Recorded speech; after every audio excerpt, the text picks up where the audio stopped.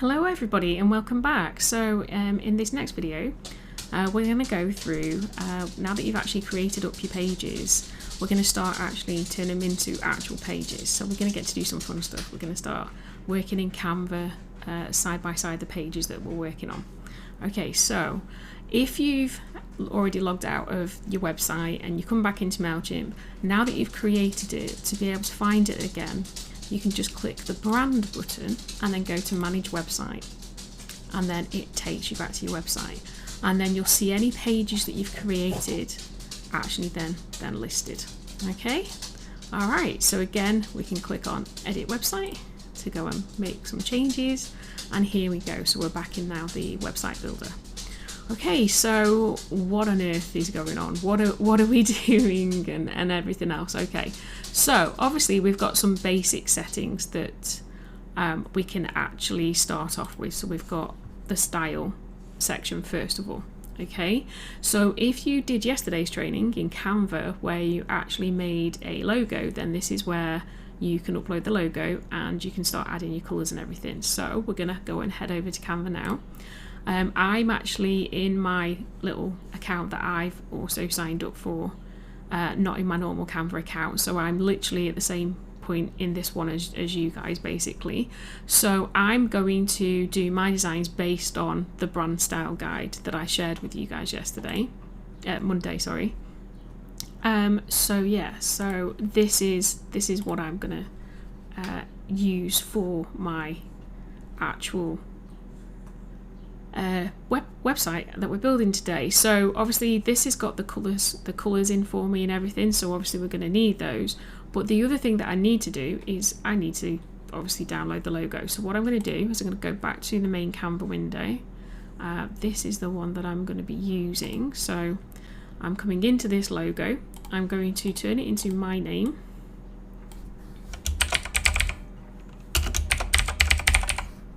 There we go. Okay.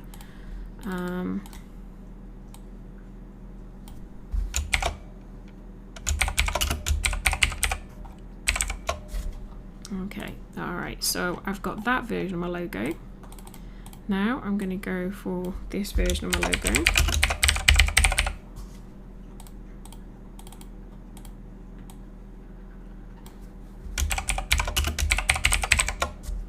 Okay, and then we've also then got the avatar. All right, okay, so I'm going to change the name of this. I should have actually made a copy, but hey ho. So this is now going to be, okay, and I'm now going to download all of that, and I'm going to download all of the pages with a transparent background, PNG, normal like size. I'm not making it any bigger or anything, and that will actually download it as a zip file. So I will have to unzip that on my PC first of all. Okay, all right, and I'm going to save this just to make things a little bit quicker into a folder on my desktop. There we go.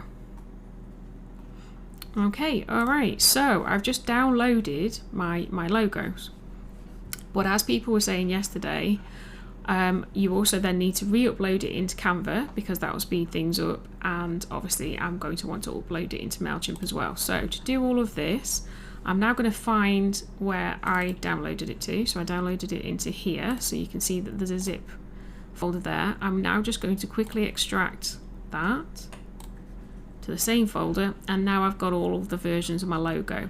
Now if I really want to, just to then help identify them instead of just them being numbers, what I can do is I can then just rename those really quickly. So I'm just going to call that vertical logo, and then horizontal logo, and then I'm going to name that one my avatar. Okay, all right, so I've now got my 3 versions of my logo, and they're there now ready and waiting for me to both upload to Canva and upload to Mailchimp. Okay, so I'm going to do another session on Canva training, but for now we're just going to upload it to here first. So we're back in Mailchimp now in another window. Yeah, get used to having lots of Canva and Mailchimp windows open. Okay, so we're back in here, and I'm now going to upload that horizontal logo, because the horizontal one is going to work better on a website. So we've now taken to the window where we can add and upload files. So we're going to click on upload, and I'm now going to find that folder. So I saved it here. So here we go, and I'm going to select the horizontal one. I'm going to click open. It's now uploading it, and then there we go. So now I just click it, and then I hit the insert button, and there we go. It's now added my logo, and as you can see, it's already over here. I know, how amazing is that, right? Okay, so that is how you upload your logo in there. Now your colours, again, you can get them from your brand style guide that you did, or if you didn't go and do the brand style guide, at least from doing the mood boards. Okay, so again, if you remember how we can do colours, so what colours we got, we're choosing a heading, a paragraph, and a link and a button. So obviously in that style guide I'd already chosen what colours I wanted my buttons to be, so that's a really easy one straight away. So I'm going to click on that, and I'm not going to change it, but can you see how, well, if I hover, it gives me what the code is, but if I click on that, it also gives me the code. So I'm not changing it, I'm just copying it. I'm coming back over to Mailchimp, and I'm clicking now on the button, and I'm just pasting that hex code. Okay, and then I'm hitting return. And can you now see how it's already changed the button to the button colour that we did in our brand guide? I'll just make that bigger for you guys so you can see that. There we go. So that's the button we created in our brand style guide on Monday and yesterday. Okay, so now already that's kind of the colour. And I'd also actually like that from a link, so I'm not going anywhere, I'm just still hitting paste, and now that's the colour that's going to be used for all of my links. Okay, and can you now see how in this window already my button has already changed colour? I know, right? How amazing is that? Okay, now the other thing that I can do is I could then choose what colours I want my text. If I don't want it, you know, the kind of black colour that it's kind of coming with, I could go for a more kind of dark greeny kind of colour, which I would have figured out over in here. So I'm just going to go and select that one because it is quite a dark colour. And again, I'm going to copy that over, go back over here, and then paste it. Well, this can be a bit of trial and error.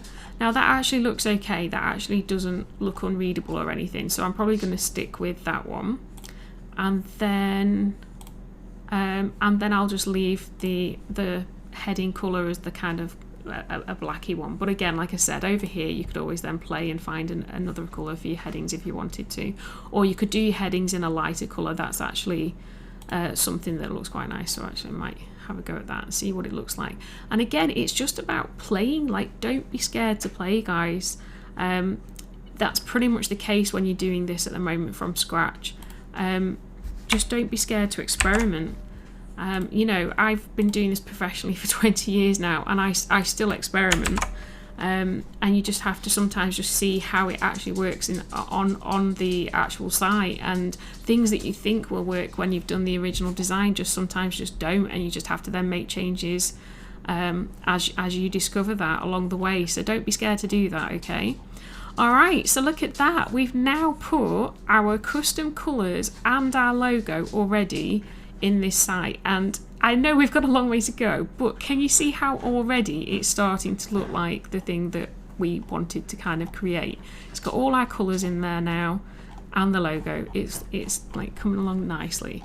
So the next thing to do is actually choose then what your fonts are that you want to work. And again, I'm hoping that you took the time on Monday and yesterday to actually have a think about the fonts that you wanted to use.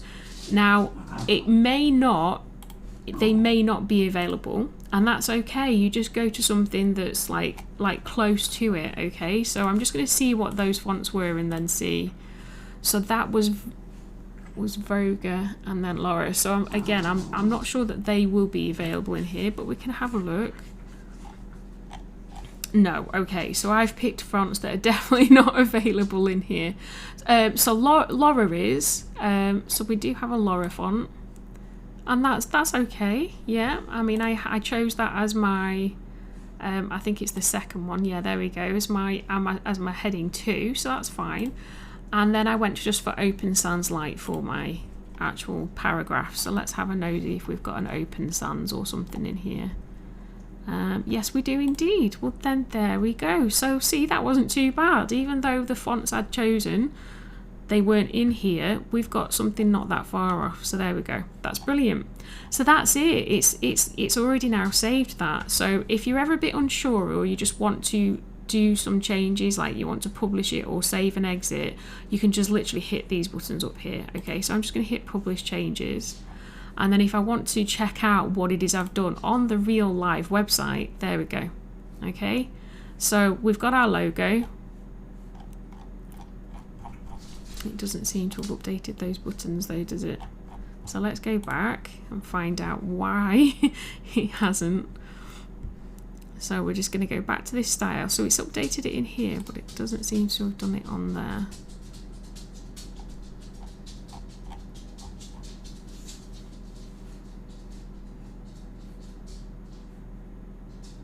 Go back to the page. So we're on home page. Okay, so no, it does look like it there. So I'm kind of wondering if this is one of those other internet grumblings at the moment that I'm experiencing with my internet. Because in here it's definitely saying that it's been updated. So let's close that down and have another look.